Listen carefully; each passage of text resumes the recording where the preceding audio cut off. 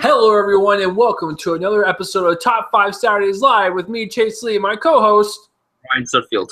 That's fucking right. See, Brian's like really fast and, like kind of in a rush right now because he doesn't have his list ready. But then again, listen, folks, when you have a topic this big, it takes a while because we're talking of all time, folks. It's like, listen, Brian co-produces this bad boy with me, and listen, he comes up with all the topics, and I'll be like, that one's good or that one's not. He's like, well, we got to do this one for Halloween, and it's like, you're right, but it's gonna be a bitch because you have to basically whittle down your favorite horror films into a list of 5. It's ridiculous. It's absurd, and there's a reason why I have the harsh shadows on my face. It's Halloween, guys. Boom, motherfucker! Did I scare you? Happy Halloween, guys, and listen, we're recording this on Friday, but you know what? We got stuff to do tomorrow. It's all good. It's all dandy.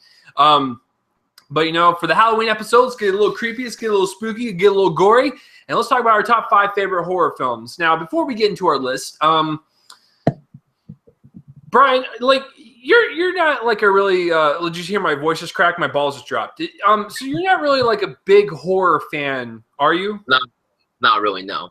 Okay, so Brian's basically just gonna like walk away and go to the bathroom the whole episode. He's not gonna even participate. So horror to me is a genre I grew up with. I still remember this to this day. Thank you, Mom. My mom introduced me to all these slasher films. So Michael Myers, Freddy Krueger, Jason Voorhees, and this one's not on my list, but I'm gonna go ahead and say it anyways because we're in the Halloween spirit. I rewatched Freddy vs. Jason the other day, and it's one of the best guilty pleasures in the history of movies. It's awesome. I love it. I love that fucking movie so much. I was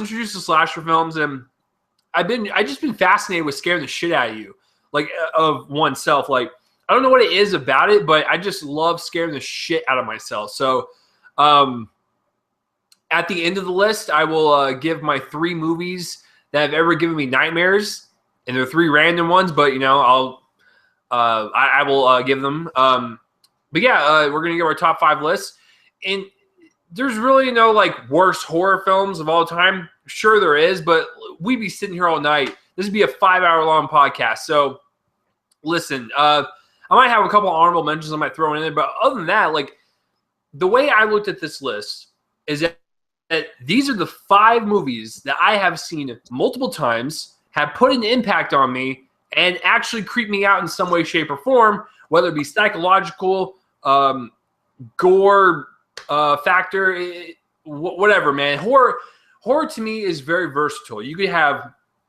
gory horror, you could have psychological horror, you could have a movie about humanity and how horrific that is. Hey, did you see what I did there?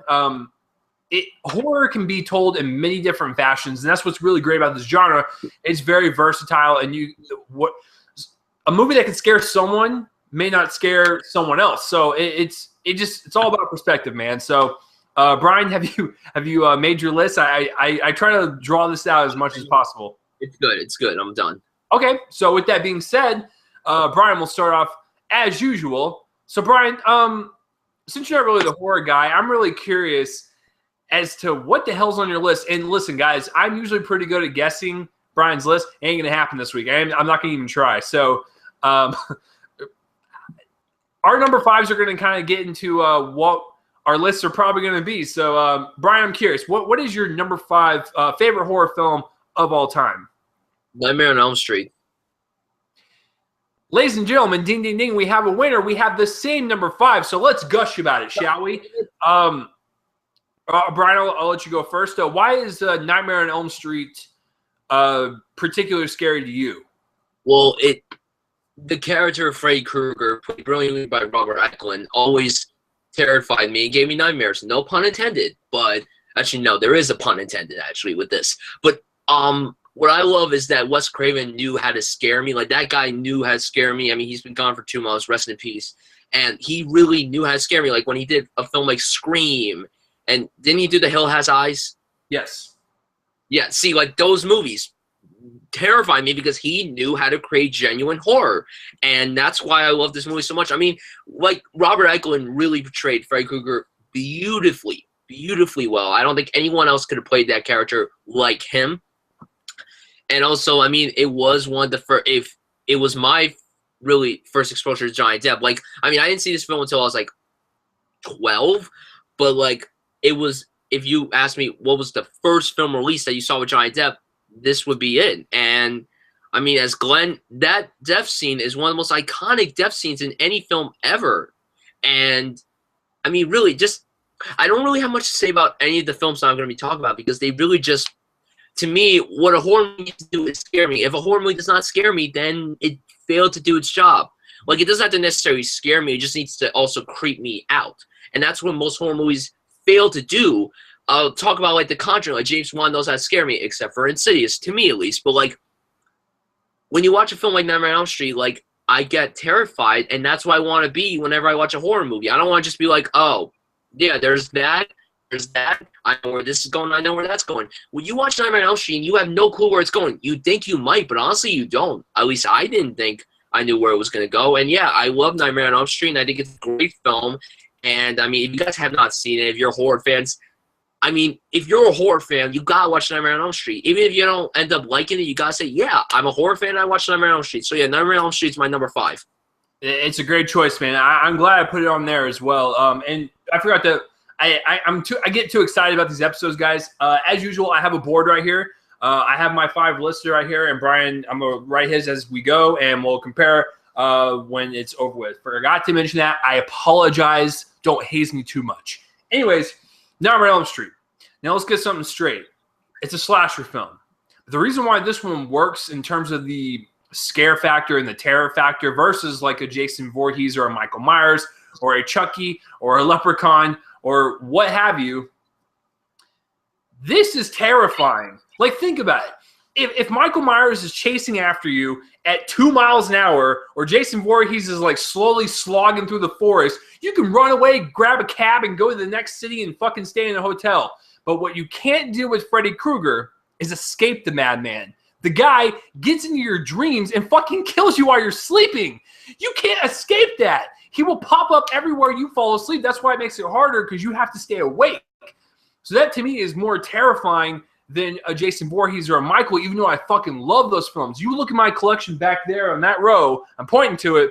I got, you know, a lot of Halloween films, a lot of Friday the 13th films, a lot of Nightmare on Elm Street.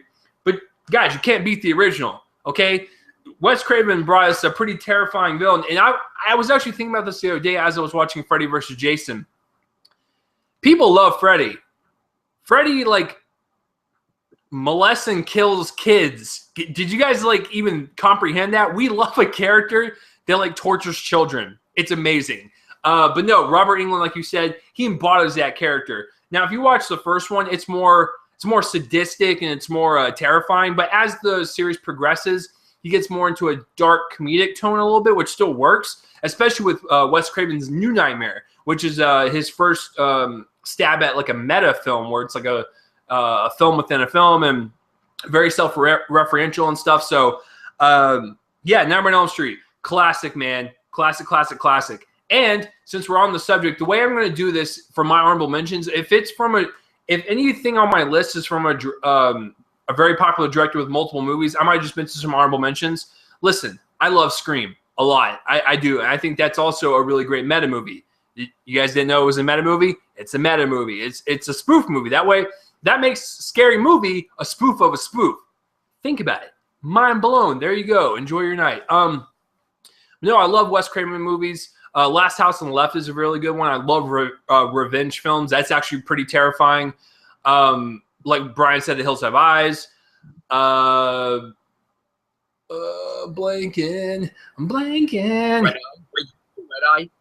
Oh, yeah, he did Red Eye. He also did Scream 4 and Curse and stuff. The guy... Do what? He did all the Scream films. Yeah, but I just meant like as of recent. Before. Yeah. Scream 4 was the last one that he did. And I actually really like Scream 4. I don't know why everyone poops on that one. I like it better than more than 3. Anyways, yeah, Wes Craven's one of those directors, man. You will be missed, sir. But Wes, if you're watching this from wherever, you rest in peace, sir. I love all your movies, but this one is my favorite. And that's why it is my number 5 favorite horror film of all time is Nightmare on Elm Street. And it's also Brian. So with that being said, let's dive into number 4. Brian, what's your number 4?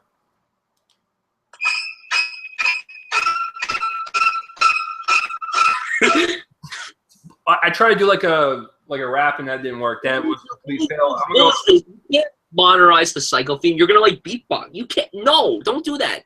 Hey, listen, Brian. I know you yell at me on some things, and you have every right to yell at me. That was awful. All right, so Psycho, Alfred Hitchcock, good old Alfred Hitchcockian flavor going on. So, Brian, why does Psycho stand out to you? Like, and do you like Hitchcock films in general?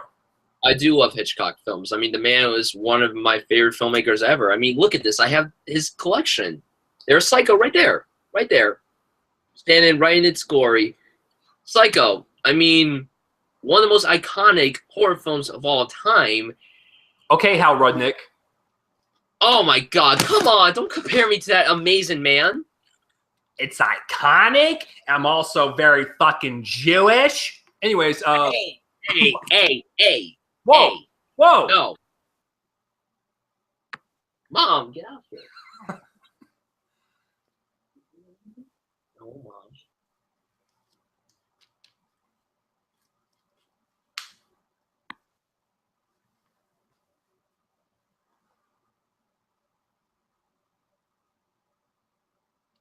Guys, this is what happens when you do it live. It's fantastic. Look at Brian. He's so red in the face. I don't know why you're embarrassed. It's okay.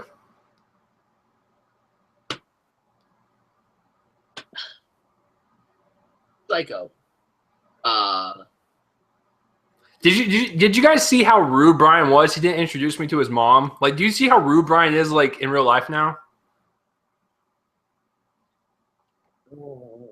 Brian, get to your number 4. Psycho. Psycho is fucking fantastic. Scares me all the time. Norman Bates, one of the most effed up characters in anything ever. Played brilliantly by Anthony Perkins. And now he's played so well by Freddie Highmore and Bates Motel. Dressed up as a woman. I mean, that is pretty terrifying. Have you ever worn a dress, Brian? It's hard. No, but I mean, like, that's the thing. You have no words to describe what goes on in this film. Like, it's crazy. And people say it's a cliche to pick this as his best film. I do think it's his best film. I do. I think it's his most iconic film. Some people may not say it's that great of a film. I think it's a great film. And then they had to remake it. Honestly, the Nightmare on Elm Street remake is terrible, but the Psycho remake is just worse. It's literally the same fucking film, but in color, modern, and you have a great director behind it. You could have, if you wanted to remake Psycho, you could have easily done something different, like the Nightmare on Elm Street remake. But no, they did the exact same thing, literally the same fucking thing. But back to this movie, I mean, you got strong performances. If you saw the movie Hitchcock, of how they made this movie, it was so fascinating to know how they made this movie. Like, he really wanted to make this movie. Like, this movie was just, like, real to him. And I just love the fact that you couldn't see this movie late. Like, if you came 5 minutes after the movie, you couldn't be let in. And I love how, like, if you saw the movie, like, he was outside and he was, like, doing he wanted it to be so realistic. And that was the great thing about Hitchcock. Like, he was like, if this isn't real, then it's not going to work. And he did everything in his power to make this movie work. And that was the great thing about this movie. And that's why it's perfect. It's really, if you're a horror film fan and if you want to make your own horror movies, you got to, like, appreciate Psycho. Like, there are people I know out there who don't really think Psycho's that good of a movie. I'm like, what horror movies do you like? They're like, Annabelle. I'm like, okay, I've lost major respect for you. You can go somewhere and just die. Psycho is fantastic. And, yeah, I just don't. See, I'm not good with this genre, man. This is your genre. This isn't mine. If we did, like, action movies, I would be talking for, like, 7 hours. But Psycho, yeah, I love it. It's perfect. It's perfect. Yeah, I'm gonna let you guys know right now. Psycho is not on my list. Now, do I think Psycho is a horror film? I actually don't. I think it's a thriller. I think it's a suspenseful thriller. Um, do what? I think it's a mix. I don't find it as a horror film at all. I think it's more suspense thriller. It's not a problem. I like the movie quite a bit. And I think it revolutionized a lot of things for the industry. But just for me personally, it's not something that really terrifies me. It's very suspenseful and like it gives you goosebumps, but it's not something that's just like, oh shit, man, I crap my pants. It's not like one of those movies. But like I said, our lists are gonna be vastly different. Not be for someone else. I don't know. I'll write a quote and I'll fucking print it and put it on a book somewhere. Anyways, that's a pretty good pick. You know what's really funny is that our number 4 is about to rival like 2 iconic horror films going head to head. Brian, with that being said, what is my number 4 then? The Birds? No. Fuck. It's another iconic horror film that could rival yours. Decade. Give me the decade and I'll probably figure it out. 70s. Exorcist. You got it, baby. It's Exorcist, directed by Mr. William Friedkin, who I also really like Bug and Killer Joe, by the way. The guy knows how to create some suspenseful shit. This includes Killer Joe? Joe? Yeah? What the fuck? I didn't know that. Brian, I didn't know that. Brian, do your research. Anyways, yeah, I'm going to put The Exorcist at number 4. This, to me, like, this is also one of the other ones that my mom grew up on, and she totally introduced me to this. Why did you do that? I love you, Mom. Anyways, yeah, this is 1973, and to this very day, folks, it can still scare the shit out of you, okay? Like, this movie is scarier than most current horror films. Why does it do that? You can see from this image right here why it does that. It's all about the atmosphere and the tone and the way it's delivered to make you just feel super creeped out. It's all about the atmosphere, folks. That's how you make a horror film. William Friedkin totally fucking did that, okay? He made a horror film that was just, it was soaked in atmosphere, and every time when Reagan was in her bed or when she's flying up in the air or like throwing up or whatever, you get legitimately creeped out. And there's a lot of scary imagery in this, and I really love the special effects in this movie. Brian, you've seen The Exorcist, right? You remember the stairs? You remember the stair scene? Of course I do. It's terrifying. It was number 6. It was number 6. Almost made the list. Wow, interesting. Right there. You know what's really funny about our list is that they have to be pretty interesting because you put Psycho at number 4 and I put The Exorcist at number 4, which means there better be 3 films on top of both of these that people are not going to complain at. Yeah, no, I love. There's nothing more to say about The Exorcist. It's one of those horror films that it gets under your skin, it creeps you out. The atmosphere is just so beautiful. It's so haunting. I love the dark shadows, especially when it's really cold in the room and Reagan's on the bed, just like spreading the eagle, and the priest is like, "The power of Christ compels you, bitch." And yeah, I love just how everything melded together in terms of the cinematography, the way it was lit, and just the sound design and the special effects. It's one of those ones that you can't recreate. And this was from 1973, mind you. And another cool little thing about this movie, I don't know if this is true because obviously I wasn't alive back in the day, but I heard, people were freaked out at this movie. People would throw up, and they were just legitimately freaked the fuck out. And do you blame them? If this came out in 1973 and you're used to like average looking horror films, and this fucking thing comes along, you just go cry in a corner afterwards. That's the way this movie makes you feel. But no, it's great. All the sequels suck ass though. However, you can't beat the original. It's good. It's good stuff. So that's my number 4. So with that being said, me and Brian are about to get into our top 3, and I'm gonna give you guys a little clue right now. Not a little clue, but like a hint. My number 2 is something no one will expect. They're not gonna see it coming. What is it gonna be? We'll tune in and find out. With that being said, Brian, what is your number 3? Your number 3 favorite horror film of all time? Go. The Ring. Wait a minute. The American version or the Japanese version? The American version.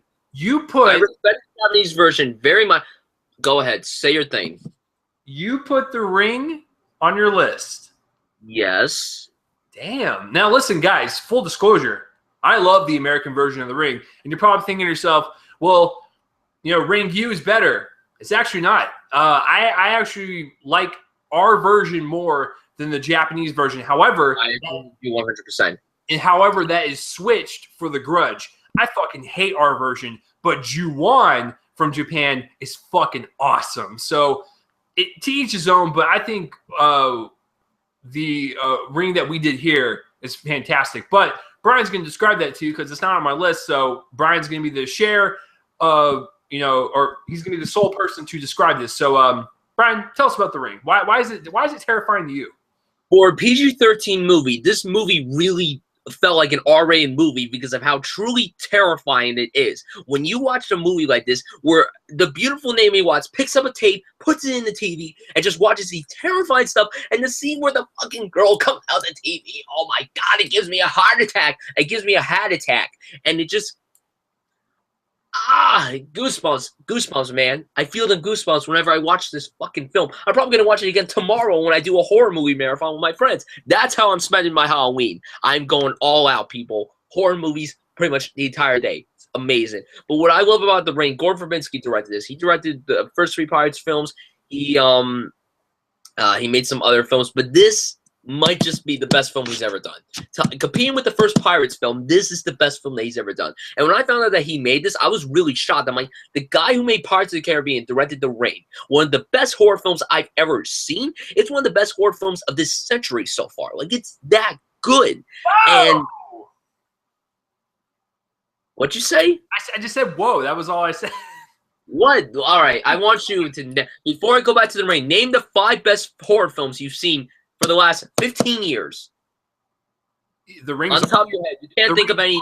Don't worry about it. The Ring's on there, but I wouldn't say it's one of the best ones of the century. Well, I mean, okay, whatever you say. I mean, believe it or not, I have, like, if you want to talk about the best horror films since I was born, since 1990, The Ring's on there. So I was born in 98. This film came out when I was 4 years old. So, I mean, there hasn't really been as many great horror films. Most of the horror films 4 of these horror films came out before I was born. Oh, my God. 4 of them came out before I was born. Oh. I know, it's weird. Actually, most of my list is before I was born, too, so it's okay. But no, like I told you before, if a movie scares me, that's what it does. And this movie really genuinely terrifies the fuck out of me. When I saw the sequel, I was very disappointed. It still had some decent moments, but it wasn't the same. It wasn't on the same level as the first film, which is kind of sad because Naomi Watts came back and she was excellent in the sequel, but the sequel was just It wasn't terrible. It was But like I said, it's just the idea, the concept is. I mean, you can't watch The Ring if you're not terrified of that scene where she calls out the TV. Then I don't know. I don't know, man. But really, it really terrifies me, and that's why I love The Ring so much. Like, it gives.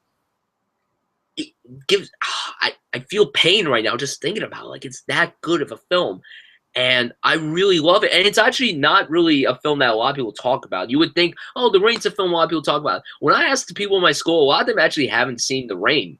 Like, people they've seen Psycho, they've seen Nightmare on Elm Street, they've seen The Exorcist, but they haven't seen The Ring, which kind of shocks me. But at the same time, like, it feels like a movie that any horror fan would watch. Any movie fan. Like, I'm not really a big horror movie fan. I'm not. I appreciate some horror. I want to be scared whenever I watch a horror movie. And this movie really scared me. And that's why The Ring is my number 3. I absolutely love The Ring. And, since we're talking about it, remember I told you that there were 3 movies I have seen in my life to where I actually had a fucking nightmare and I woke up in like a pool of sweat? The Ring is on there, folks. And you're thinking to yourself, like, really? That one? Guys, I watched the movie. I will describe you this verbatim. This is exactly how the nightmare happened. Okay, so I'm in my room in my parents' house, and if you exit my room, there's a hallway that goes down about, I'd say like 10, 15 feet, and you take a right, and there's another hallway that shoots all the way down to my parents' room. So I remember in the nightmare, I woke up, I got out of my bed, and like I creaked open the door, and there was a light in my living room going, like kind of swinging like that. So I already knew that I was downright boned. And so I went down the hallway, and I got to the edge, and I turned to the right. Now, I started entering the living room, and the light was swinging, and I saw a shadow in front of my parents' door. Now, I didn't know what it was. And now when you're in nightmares and dreams, you do some stupid shit. So I walked towards it. I remember I was walking towards it, and the light got more prevalent on this shadow, and it turned out to be Samantha, the little girl from the well. Now, she was scratching my parents' door. And I think I said, like, hey, what are you doing? And she turned around, and just like Samantha fashion, her face was covered by her black hair. She turned around and stared at me for like 5 seconds. It was the longest 5 seconds of my life. And after those 5 seconds were done, she sprinted towards me.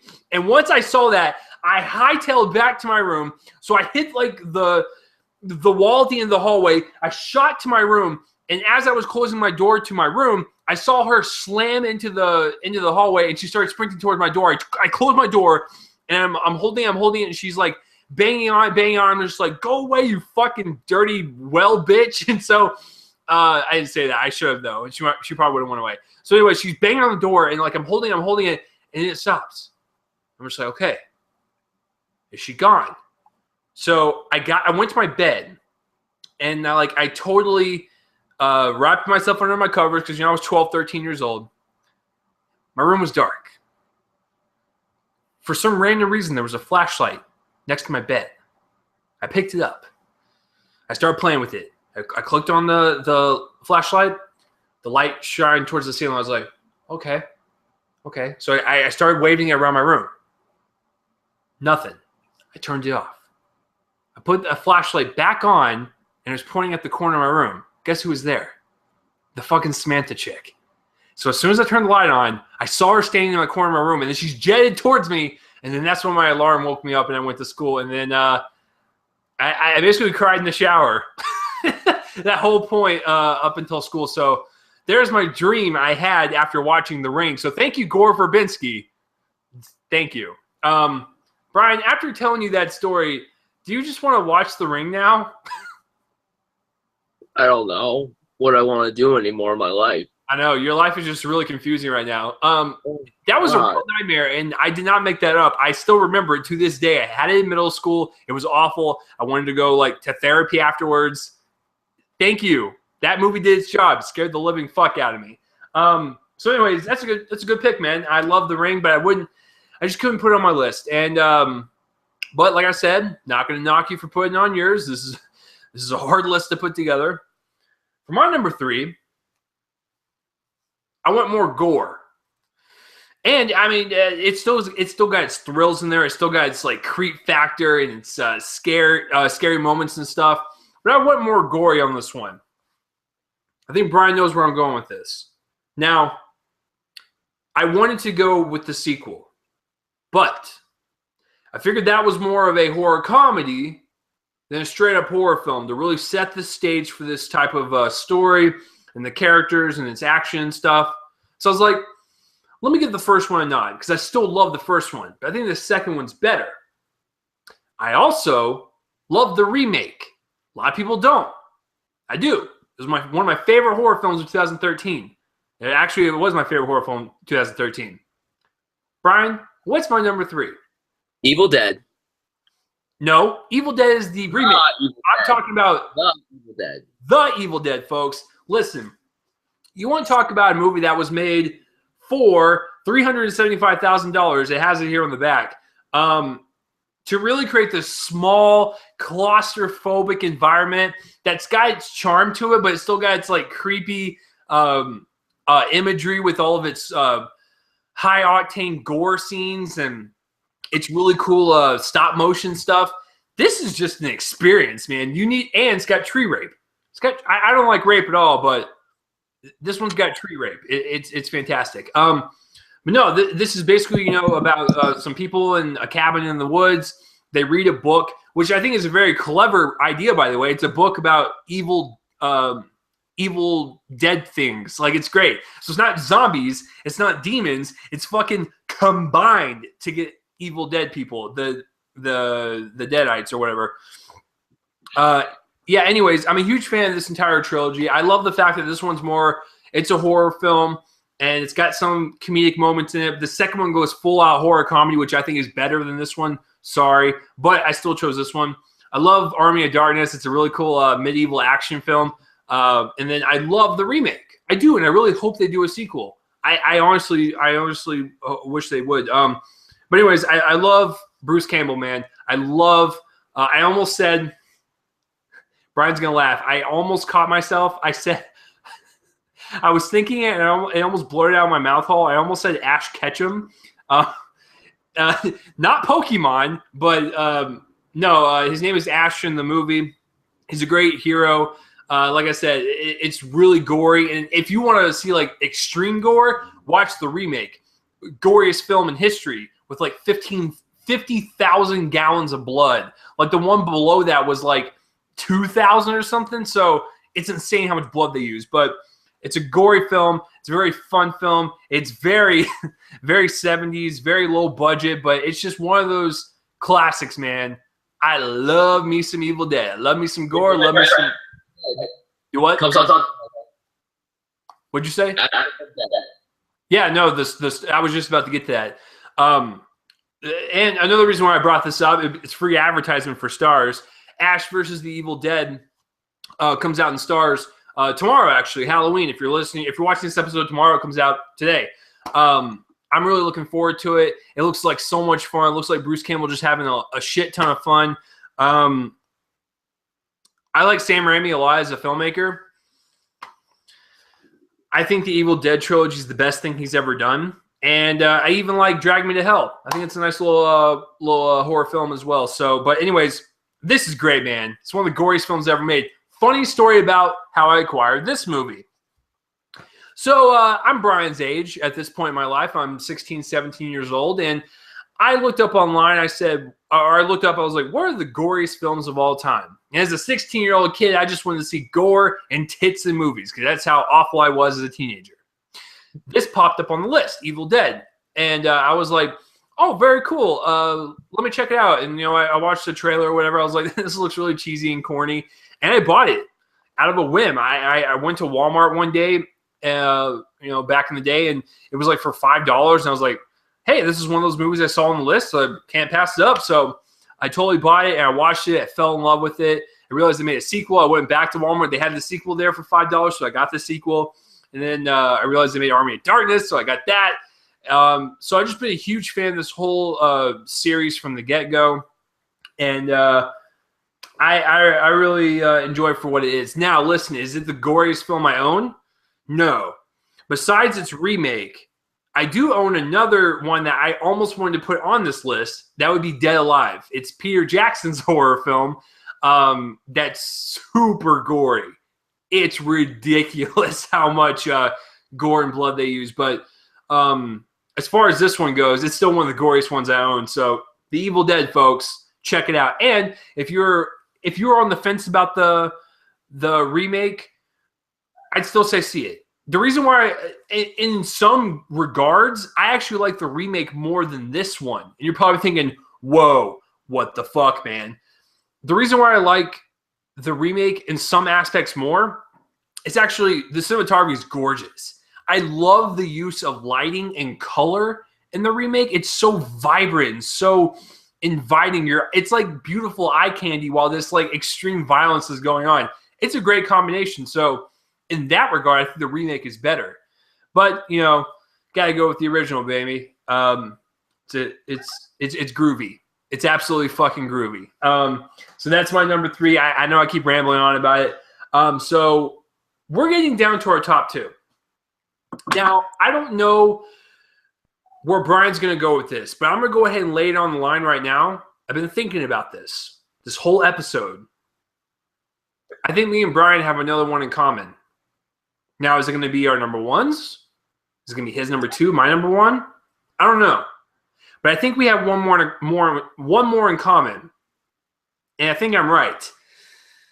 Because if Brian's not really a horror fan, let's think about this, folks. But he's a film fan. I think he went with a film that's like masterfully done in every way, shape, or form in terms of its acting, writing, cinematography. I think I know. But I'm going to go ahead and let him go, though. Brian, what is your number two? Now, the thing is with this movie, I don't necessarily know if it's considered a horror movie, but when you look at lists for horror movies, it kind of is listed there. I'm going with Silence of the Lambs. I don't know if you consider that a horror movie or a thriller. I would consider it a horror film. I think with the whole subject of like cannibalism is pretty horrific because that's something amongst humanity that's pretty disturbing. So, I mean, I would consider it a horror film. When you look on IMDb, it's more considered of a thriller than a horror movie. It's not listed as a horror movie though, which is weird. Actually, wouldn't you want to say it's a horror film for the sheer fact that it won Best Picture and it's one of the few horror films to do that? It's the only horror film to win Best Picture. The Exorcist was nominated for Best Picture, but it didn't win that award. The only horror film to win was Silence of the Lambs. Okay, well, hey, I fully respect your opinion. I own Silence of the Lambs. I love it. I like Hannibal. I like Red Dragon. Not a huge fan of Hannibal Rising or whatever. But, yeah, explain to us why Silence of the Lambs just kind of hit your nerve in that really creepy way. The subject of cannibalism really does terrify the fuck out of me. There are a few things in life that really scare me. Cannibalism is one thing. Whenever I see people eating other people, I'm sorry, it's weird. Like, when you watch something like zombie stuff, when you watch like Zombieland or The Walking Dead or anything like that, The Walking Dead definitely has its terrifying moments, but that's not they are zombies eating alive people. This is a person that isn't a zombie eating another person that isn't a zombie. So right there, that's just really creepy. And Anthony Hopkins is one of the creepiest looking motherfuckers in the history of cinema. Hannibal Lecter is gotta be the most fucked up character alongside the Joker. Like, those two are competing as the creepiest motherfuckers in cinema history. For me, at least. Like, they are truly the scariest characters depicted on film. What Anthony Hopkins brought so well to his character and his Oscar-winning performance as Hannibal, I mean, like, just that, like that, I can't do it. I've been trying to practice it, but I can't do it. But, like, just, cannibalism really scares me. And then Jodie Foster killing it as Clarice Starling as Charlotte Lecter. I'm here and I'm gonna arrest you for being a cannibal. Like, she always does that wish like this, so I mean, it's worth a try. But like you said, like, you got amazing performances, you got brilliant direction, excellent writing, and beautiful cinematography. The scene downstairs when she's searching for Buffalo Bill, who actually might be scarier than Hannibal Lecter because of all the clothes. I put him in the basket. Like, that character. I'm gonna try not to think about it. I'm not gonna try to think of any scenes with him because he really is. But like, when she's downstairs and then all the lights go off, and then she's like right behind him, like she has the night vision goggles. She has no clue what's going on. No clue at all. And he's right behind her and he's about to kill her. He's like this close, like right here. She's here and he's right here. Like literally an inch, like 5 feet away. 5 feet away. She's lucky she wasn't killed. She's lucky that she made it out alive. Just, it's so cringeworthy, this movie. I don't know how, like, I don't see why. I mean, I'm sure a lot of people are so influenced by this movie. I mean, for goodness sakes, like you said, it won Best Picture and Best Director. And Jodie Foster won the Oscar, as did Anthony Hopkins, and it won the script Oscar. Like, it's a really big film in the horror genre. It's like a big combination of horror and thriller, even though, like, I personally consider it more of a horror movie because of the topic, like you said. And it really just gives me cringes. But it might be, like, my number one film really scares me the most, but this is the best film that's ever been made. So, I mean, like, right there, that's saying something. So, yeah, I just really love The Shining. I mean, did I just say The Shining?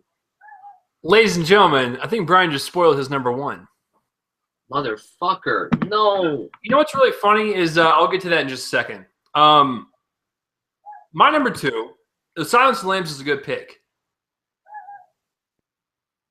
I chose one that's not really considered a horror film, but I think it's surreal enough to be a horror film on the grounds of obsession and the way Hollywood is perceived and what it can take and the toll it can take on a person. I think it is pretty horrifying, and the way the movie ends is pretty terrifying. I think the whole thing is like a weird, fucked up dream. It's from one of my favorite filmmakers ever. I think this is the best thing he's ever done. It creeps me out to this day. I still think about it. I still like to watch it from time to time. It's just a weird, freaky movie. It's surreal as fuck. That would be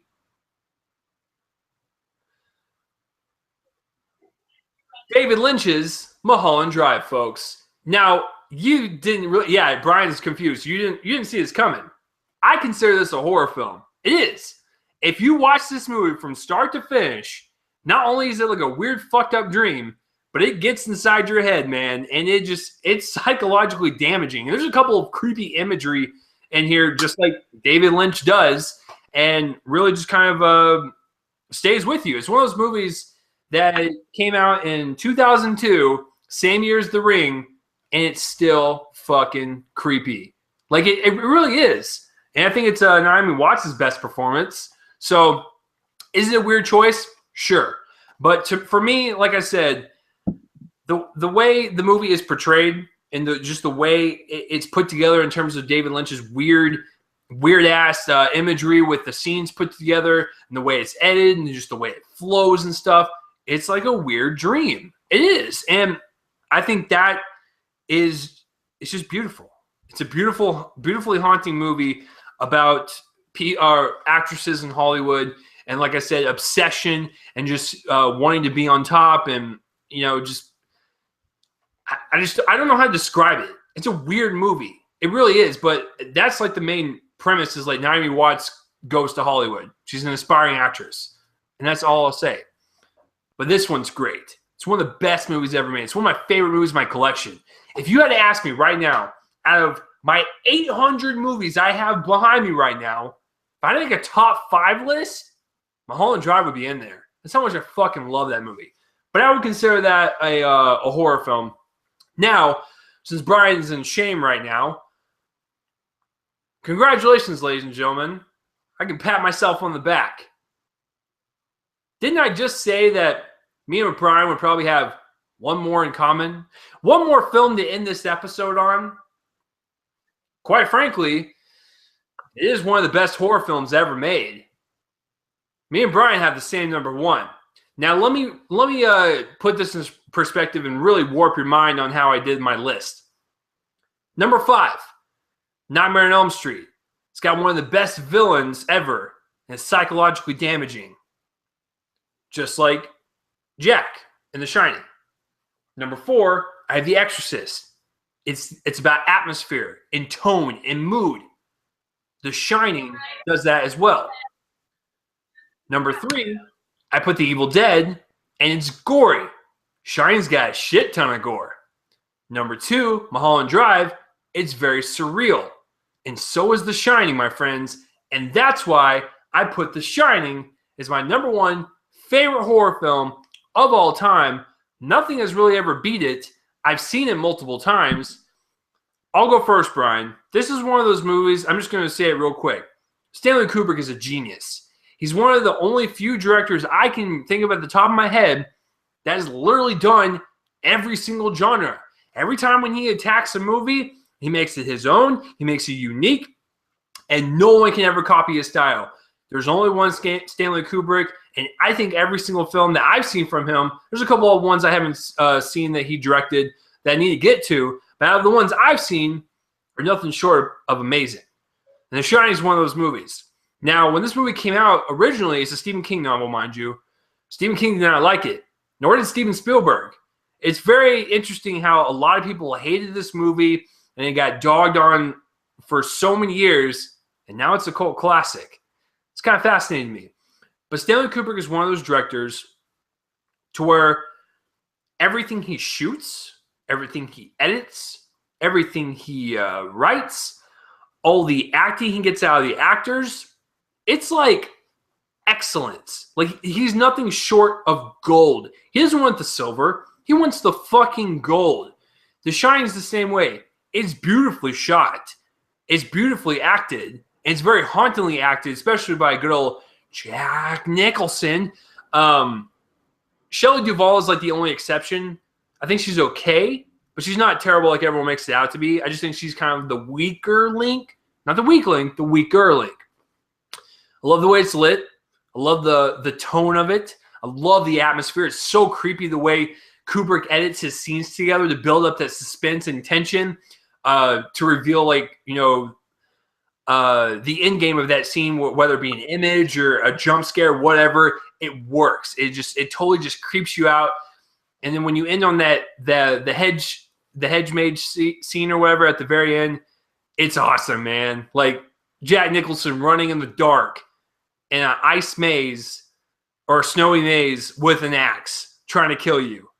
Yeah, you try not to be freaked out and then cry in that very moment. So this is one of those films that it elevates on all levels, from the shooting to its editing to its sound design to its music. Mind you, it's got some great music to this film. Its acting is pristine. The direction is awesome. And it's legitimately creepy. So that's why The Shining, ladies and gentlemen, is my favorite horror film of all time. Here's Johnny, motherfuckers, and it's called The Shining. So, Brian, why is The Shining to you your favorite horror film of all time? You literally said everything I was going to say. Like, it really is the creepiest film I've ever watched in my entire life. It may not be the best. Like I said before, The Silence of the Lambs is, to me, the best horror film ever made. But this is my favorite horror film. I mean, you just watch this film, and like you said, every aspect of it is nearly brilliant. The acting, the writing, Kubrick's direction, the cinematography, this use of Steadicam in this movie is just so immaculate. It's amazing. When I took my film class last year, we talked about The Shining and how it like kind of revolutionized the way movies are shot, mainly for its Steadicam use, its long takes, especially the hallway sequence when Danny's riding his bike and it goes onto the carpet. You hear it, then all of a sudden he's on the floor. Actually, no, you don't hear it when it's on the carpet. Then when he goes on the floor, you hear it. Then it's like dim, dim, like it's like truly terrifying. Then he sees the girls, "Come play with us, Danny." Red rum, and like Jack Nicholson as Jack Torrance, like it really is one of the creepiest characters. I mean, my favorite moment is really when they're in the lobby. He's like, "When do you think we should take him to a doctor?" She's like, "As soon as possible." He's like, "Hey, dear Pantable." He's like, "Have you ever been concerned about me, Wendy, darling, light of my life? I'm not gonna hurt you. I'm just gonna bash your brains in. I'm gonna bash him right the fuck in." Like, oh my god, he's truly terrified. Then he does this with his tongue. He's like, oh god, it's creepier than Hannibal Lecter. Ugh. But like you said, Shelley Duvall was like the only thing that I really don't like about this film at all. She's okay. She's not terrible, but she's not on the same level as Jack Nicholson and the kid that plays Danny. Like, I don't know. And yeah, the whole scene in the maze at the end, basically the last 25 minutes of this film are really terrifying. When he's running the maze, Danny, like and then he becomes the biggest ASL Bucket Challenge winner. He's the winner of that whole freaking challenge, people. And yeah, I mean, like you said, everything you said was basically everything I was going to say, and that's why The Shining is, in my opinion, my favorite horror film. It really is, because when I saw this film for the first time 5 years ago, I was truly terrified, man, and I didn't turn it on for 3 years. When I joined We Live Film, and we did a horror movie project, I'm like, you know what? I'll revisit The Shining and watch it again. It was really difficult for me to rewatch this film again. Now I'm really used to it, because if it's on TV, I'm like, sure, I'll watch it, because this movie is actually very real watchable. It really is. Like, there are a lot of horror movies out there that I can't rewatch ever again, but The Shining is an exception because it really is a really fun movie. Fun movie in terms of like being terrified. Like, it truly is creepy and it's fun at the same time. But yeah, Shining is fantastic, and that's why it's also my #1 favorite horror film of all time. Yeah, it's just one of those movies, man, that when you watch for the very first time, you're like, what in the fuck? And I think, to be honest with you, I think this was my first Kubrick movie. And I think that's what made me so fascinated with the man. And I'm actually really curious. Brian, what is your second favorite Stephen King adaptation? Huh. I got mine locked and loaded. And I almost put it on my list. Stand By Me. Stand By Me is pretty good. I like that one. And Shawshank. Actually, no, Shawshank's not my number 2. If that counts, because that is based on a short story that he wrote. Do you mean that counts? Or short story? It doesn't matter what it is. It could be short story, book. Yeah, the Shawshank's my number 2. It doesn't have to be a horror film or a short story. Like, if Stephen King put his name on it, that counts. And so believe it, I love Shawshank. And I love Stand By Me. But my number 2, one right behind The Shining, dude, I fucking love Misery. I love me some Misery, man. I love that movie. I love it to death. I've seen it so many times. Kathy Bates, you want to talk about a creepy motherfucker? It's her. I was 5 feet away from her on Saturday. Weirdest fucking thing ever. And I was just watching Misery like 2 weeks ago. It's crazy. It's awesome. It's a great. And it's playing on Broadway right now with Bruce Willis. Fantastic. Yeah, it's a great Stephen King adaptation. And believe it or not, another one I will recommend that no one really ever talks about. I love The Mist. I think The Mist is a really great, underrated Stephen King movie. Well, anyways, that's not what we're here to talk about, folks. So, anyways, let me go ahead and put Brian's number 1 down. I knew it. I knew in the back of my mind, I was like, he's probably going to choose The Shining. Because as a film lover and a filmmaker, that's also like a well-done film. It's not just, a terrifying movie. So here's our list for the week, guys. We got 1 and 5 in common. And listen, guys, all these are great films. I would recommend all of these movies. There's nothing on here that I would say, ooh, it's kind of terrible. No, this is a very solid list from both of us. So with that being said, guys, what is your favorite horror film of all time? Is our list dumb? I want to know. Well, is there something on one of our lists that's just not scary to you, or what's scary to you? I want to know. What are some of your favorite horror films? Comment in that place to roll up on my face and let me know.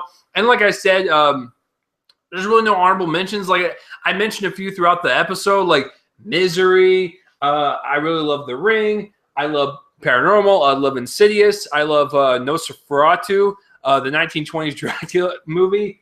I really like the Saw franchise, and you can go suck a dick if you call me out. It's okay. I've been called wrong for many years. It's okay. I love Saw. It's a great thriller. It's not really a horror film, but it's a thriller. I really love, like I said, most of the slasher movies. I think Irreversible is a great French film. That's also a pretty horrific look on humanity.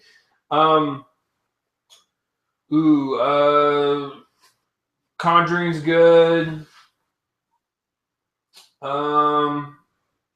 Hills Have Eyes, Last House on the Left. I probably already mentioned that. I Spit on Your Grave is a good one. Let's talk about this one, 13 Ghosts. You want to know why? Because that's the second film that gave me nightmares. I swear to God, I fell asleep and I dreamed up of that whole basement scene where all the monsters and ghosts are located and stuff. It was terrifying. And then Paranormal Activity, like I said, that's the third one. I saw Paranormal Activity at 3 p.m. in the afternoon. I couldn't sleep that night because I was like, I have a roommate. I don't want him staring at me at 3 a.m. For 2 hours. It's creepy. So yeah, there's that one. Listen, you want to talk about some underrated new ones? I love the VHS series. I love the first one, the second one, the third one's terrible, but those are two really great horror anthology movies that will legitimately creep you out. And then I love gory, like hardcore gore films like Hatchet or movies like Slither. Slither's a great one. Guys, there's just so much to talk about. And yeah, there's some shitty ones out there, but they're so enjoyable, kind of like Troll 2. Troll 2 is amazing. It's one of the worst films ever made, but it's fantastic. Listen, if you guys want to have a great Saturday night, go on Netflix, watch Troll 2, Thanksgiving, Santa's Sleigh, The Ginger Dead Man. There's some shitty ass horror films on there, but they're so much fun to watch, and they're so gory. And I just love B-rated horror films. That's like my second favorite thing in the world behind comedy. So, yeah, guys, we could be sitting here all night talking about this shit. So, I mean, there's a lot to recommend. But, Brian, is there any of them that you just kind of want to speed out real fast? Friday the 13th, the original Halloween. Lots of stuff, man. There's too much stuff, like you said. I mean, I can't list as much stuff as you can, but, like, there's a lot of good stuff. There really is. And if you want to talk about one of the best bad movies in terms of horror, if you really want to consider this a horror movie, that's fine, because I consider it The Wicker Man with Nicolas Cage, one of the best bad movies ever made. Yeah, I would consider that pretty, because I think cults are pretty terrifying, so I would say it's a pretty good horror film. So yeah, guys, listen, horror films, there's thousands of these things, literally thousands. So we can't sit here and name them all. It's impossible. But out of the ones I suggested, out of the ones Brian suggested, listen, if you're not really much of a horror fan, I say try some of these out on our list. I mean, they're pretty hardcore, but I think if you really want to jump into it, I would say one of those would probably work. But hey, listen, horror is subjective just like comedy. So what are some of your favorite horror films? Like I said, comment in the place that's right below my face and let me know. So as usual, Brian will introduce next week's topic. Brian, what is next week's? Next week, in honor of Spectre, we are going to be doing our top 5 spy films. Film. Yeah, buddy. Rule. Only one Bond film. That's a rule. One Bond film included. We could have done Bond films, but honestly, I haven't seen enough of them. I don't think Chase has either. So, I mean, we can't just do that's too much. Yeah. No. If we do Bond films, everyone's going to dislike it. Everyone's going to be all negative about it. Why didn't you put this or that or this or that or this and that? No, people. Spy films is good enough. That's good enough. And you know how I said at the beginning of this episode that Brian is the co-producer and he'll put his foot down? He put his fucking foot down. He's like, we're not doing James Bond. We're doing spy films. It's like, I'm okay with that. Because he's right. I haven't seen many James Bond movies where I'm just like, I am comfortable with making a list. I have seen 3 of them, and they all involve Daniel Craig. And I've seen a couple of the Pierce Brosnan ones, but I haven't seen them in so long to where I forgot what they were fucking about. So, yeah, I already know what my one James Bond movie is. So, yeah, no, next week should be a lot of fun. I'm looking forward to it. I'm looking forward to Spectre as well. But that will do this week's episode, guys. Happy Halloween. It was a nice, creepy, fun episode. Had a lot of fun. Yeah, so it's not really Brian's genre, but he was a sport. And just like last week, and he was a sport with me with Seth Rogen. So, yeah, Brian will get his genre or his episode one day. Trust me, it will come. It usually goes back and forth. So, yeah, that will do this week for another episode of Top 5 Saturdays Live. Brian, where can the people find you online? Find me on Twitter at BrianSuff98 and on YouTube at youtube.com/BrianSuffield. Yep, and if you want to go follow him, subscribe to him, all of his links will be in the description below. If you want to follow me on Twitter, it's at RealChaseLee. Brian, if this show ever becomes like super big, we'll get a Twitter account for this show, or like a hashtag or something. That way you guys can ask questions and shit. But we're not that big. Yeah. Yeah, if you want to follow me on Twitter, it's at RealChaseLee. YouTube channel, all that jazz. It's in the link in the description below. Beginning and outro music is done by my friends band Fervent Roze. Check them out. They're pretty damn cool. So we'll see you guys next week. It's been fun. Happy Halloween. Stay safe. Eat a shit ton of candy. Don't get diabetes. And if you want to get drunk, get drunk, because that's what I'll be doing. I'll be at a bar with some friends, and I